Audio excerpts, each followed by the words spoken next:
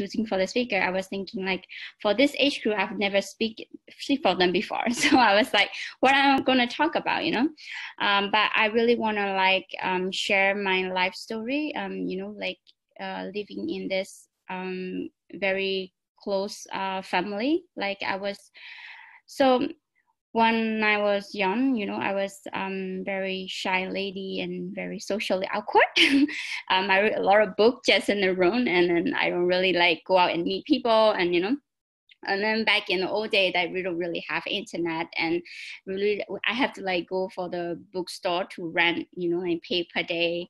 And then especially in the summer, you know, I would just rent book and, you know, like read in the room for the whole day. And then how people will kind of like surprise me growing up, saying they're starting a business and speaking in the event and winning an award globally. So this is how I'm also surprised myself, like how I find my confidence and how I become like speak in the public and also like show my passion and doing what I love. I mean, this is what story I want to share. And as he has mentioned, like I'm a global shaper head in Myanmar, in Yangon Hub. So we have about like 20 members here. We mostly focus on education and also environment and mental like wellness during this day.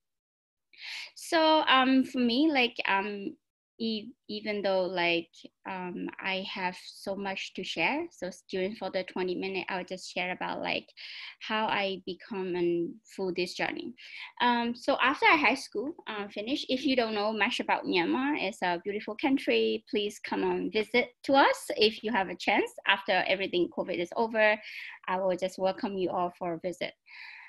So after I finished my high school, I was the only child, and my parents are very not very supportive on studying abroad.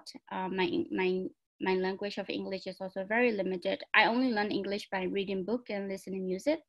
So when I look back at the age of 14 and 15, I was very ambitious to like study fathers and also like trying to see how the world is. If you know, Myanmar has been closed country for so long. We are very like limited access to internet, limited access to information. I mean, almost everywhere. So I have to go to like internet cafe and apply school abroad, and I have to like read, you know, like a lot in the news, whatever I can find source information just to apply in the school. And then I have to like apply the application with the DHL without my parent knowing, you know, like I have been through like, so this, but when you look back, they say everything, a lot of things have changed, like in internet, when you look back in Myanmar, but now it's like we're a lot more open now. So when you look back, it was my teenage, it was being very difficult to like access information, you know, like looking, like hearing from like speaker, you know, those stories are like almost impossible.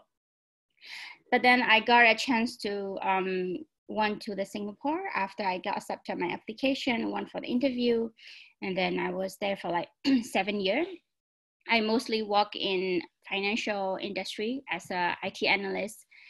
And then after I come back, I stayed there for 7 years. And then when I reached back to Myanmar, I still feel like education is still the same, even though the country is more open up, the internet is more accessible. A lot of youth, I find out that they still struggle to find information. They still struggle to find a way to go. That's how I started my CCEducare. That's how I started volunteering in public work apart from my job.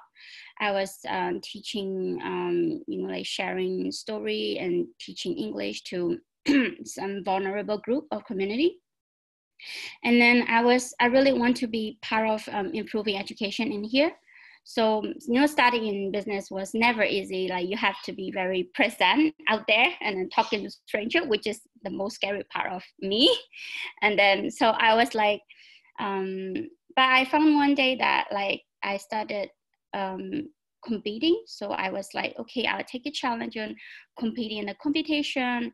I will just share about my passion. You know, like I will just tell the world that what I'm gonna do. So the first event that I was participate was in Cambodia.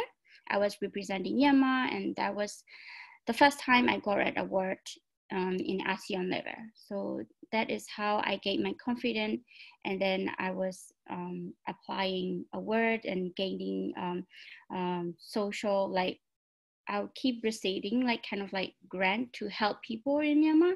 So up to now, like I have been helping more than 6,000 Lana across Myanmar, and including like who only have like grade 4 level of education, who are very limited in the resources in a refugee camp. And then I also found something interesting about myself. My personality just shift after starting a business. Wherever I do job now is I will also measure an impact rather than like how much profit I will make. And also a few days ago, I was also named as Woman of the Future 2020 as a social entrepreneur representing my country as well.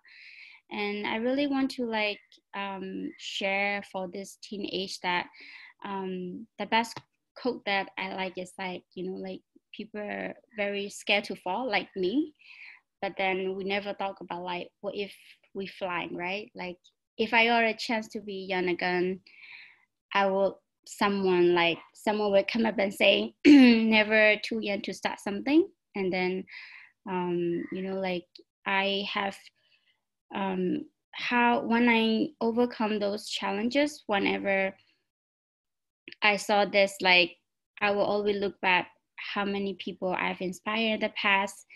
And I really want to be representing my country. And also I really want to help connect Myanmar with the world. So yeah, I think there's a lot of, my company is also like helping, currently helping on recently in COVID situation. We have consulted more than 100 of organizations here in Myanmar. And also we started providing a free online platform, which kind of like there are some school like who cannot open up, they can just like share their courses online for like a free. And we have also like trying to help a lot of nonprofit organization to transform into blended learning. So whenever we do this, we also work with currently working with the government to transform their TOD training, teacher training to digital learning. So because since my background is IT, we really want to like help in technical part of in education sector. So currently in COVID situation, normally, you know, everyday life, I will be very, very busy. But during this COVID time, I have some time to reflect myself. Also, I have been reading a lot of books to like find out like how we should work on after this COVID situation is over. In Myanmar, like we are, even though we have been like, you know, like leapfrog, we are very good with like following up with the technical, we are following up with the technical, you know, the situation. So I think it's good for us to like moving ahead with digital transformation here in Myanmar as well. Yep. So I have shared my story. If you have any question, please let me know. I do have a question. Yeah. So you were speaking about, or you were mentioning your passion, but you were, or maybe I missed it, but for me, I didn't quite hear what this passion actually is. So what is your true passion? What is your, you know, heartbeat all about? I found out when I was like age 27, I would say. I was that one point of my life, I have been having great salary, you know, like I have been having, you know, like good life standard. And then I find out when I look back, like I haven't done so much, you know, I haven't, whenever I think about like, what is the meaning of life? Like, what do I want to become, right? And then I can just like I haven't helped so much to people around me, my community, you know. So that is when I started volunteering the first time, you know. I was just like corporate stuff, like, you know, like any salary and having happy with myself. But then the first volunteer experience that I did was went to those student like who couldn't afford the education, and I went there and rebook for them Saturday, Sunday. So I feel really great about myself. Like, I feel like this is what I really want to do, you know, like I'm very happy. I don't feel tired, you know, like going there on the weekend and weekday afterwards. So that is when I really find out, like, I would just give up my job, you know, like high paid job, to like do anything to improve this kind of situation. So that is how I find machine. And then every day it got stronger whenever we have like, whenever I do that kind of thing, like helping education, seeing people improve from the work that I have done. And yeah, this is how I find myself. Thank you so much for sharing. And so if someone now sees you, how would they get in contact with you? How would they be able to learn from your wisdom? Yeah, so I currently, thank you so much for inviting this of us as well. Mostly I will normally speak in ASEAN. You know, like whenever there's an invite, I would just go and speak. But then I'm very open to reaching out in LinkedIn and also on Facebook, social media. In Myanmar, Facebook is more like most likely we use mainly on Facebook. And whenever like people come and free to reach out and talk to me, I will give time for them. You know, I will just consult to them. But my organization itself has a page as well, so they will just come and message like, how do you know, like what school should we apply, and you think what would be your suggestion, you know. So those kind of questions, we really give time and dedication to answer that for the youth. Yeah, thank you so much. Yeah. Thank you. So I would have a question. Thank you very much for the session. A question I have is more related to organizations like the World Economic Forum. You know, what is the impact that being a member of Global Shapers has had so far and the work that you do? And I don't want to make it too much about the WEF, but no, without the WEF, you wouldn't be here today. Right? The only reason why I extended the invitation is because of my trust and their ability to curate amazing people to join the networks, Global Shapers and young global leaders. And lots of people ask me if I'm one of the young global leaders, and I joke saying that no, I'm kind of a young, an old local follower, right? I'm too old for the young global leaders, but I'm a member of the WEF network anyway, because they have multiple categories, even for ancient people like me. And I understand their power, right? I've been going to Davos now for almost 10 years. And this is one of the reasons why I decided to establish the Wisdom Accelerator for youth there, because I know how amazing it is, the quality and the caliber of people who go there for that week. And I'd like to hear from you, like, you know, how did that impact your organization, and making it perhaps more generic than the WEF, because you have the Forbes 30 under 30, you have a Shaka Fellows, you have a TED Fellows, you have a whole bunch of organizations like that that would have similar impact, because they open lots of possibilities, especially if you're in a place like Myanmar that is integrating slowly into the global system, and you're coming from a challenging history. So I think that in your case, it must be especially powerful, but I'm talking too much. So this a question for you, please share with us how it helped you and how it could help others in your situation. Yeah. So as I have mentioned, when I starting in business, I really want to be in the community, and I was looking for like I wanted to like be a network that where I can grow and contribute it more, right? So the more I was researching, I find out this Global Shaper Hub, Yangon Hub, and I was selected in 2018 to be part of it.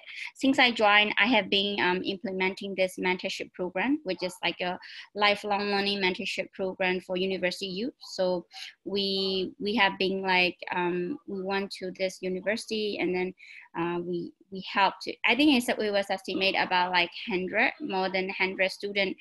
Me and other shaper, we went there and then spent the whole day, and we shared about like individual shaper story, and I shared about like how you become, you know, like after this university life is over, how you become to follow your dreams, you know, like your goal. So that was this is one of the project we did recently. We also launched the online mentorship program in Myanmar, and also we're also going to do the wellness program, which is kind of like consulting program. So since I joined the Global Shaper, which is established by WEF, it has been an amazing journey with other shapers. Other shapers are amazing as well, and some are, you know, like contributing and you know, like raising like impactful project and on the work that they do. And the only thing that I would mention here is, as you mentioned, in Myanmar, it's very challenging. Even if you want to contribute back to the community, it will stay very challenging. Like you still have to prove yourself to be like your worth to do the job, and you have to like how to say, like we have limited resources to do the impactful job. As a global shaper, Yangon Hub, like we want to integrate with other hub as well, but then we're still now like we couldn't establish that kind of things as well. But that is the goal that our hub is trying to do. For the organization, how it helped is that since I've been involved in a lot of the network, I could connect with more organizations who could help me in you know, like implementing those education projects across Myanmar.